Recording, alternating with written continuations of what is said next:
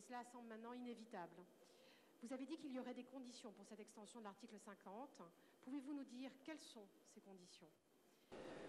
Nous avons pris note du vote britannique d'hier soir, qui, malgré les assurances additionnelles qui avaient été données par l'Union européenne, a confirmé qu'il n'y avait pas de majorité au Parlement pour soutenir ce que, pendant plusieurs mois, Theresa May avait négocié avec l'Union européenne. Je le regrette. Maintenant, nous sommes face à une situation qui est au fond simple, c'est que l'accord de retrait n'est pas négociable. Et donc, si les Britanniques demandent un nouveau délai, cela peut être un délai technique pour mettre en œuvre une sortie. À ce moment-là, il appartiendra d'observer cette demande et notre négociateur aura à s'exprimer.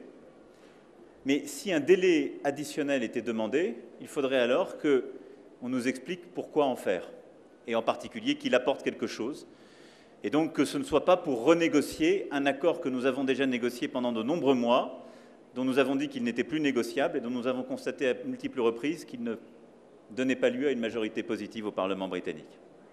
Voilà ce que je peux vous dire. La solution à l'impasse actuelle, elle est à Londres. L'Europe doit continuer à avancer. Les citoyens européens dans les 27 autres pays, eux, ont décidé de rester dans l'Europe, d'avancer, de faire. Et donc, nous ne devons pas perdre de temps parce que le monde, lui, ne nous attend pas. Quand je vois le volume des échanges commerciaux entre le Kenya et la France, c'est en faveur.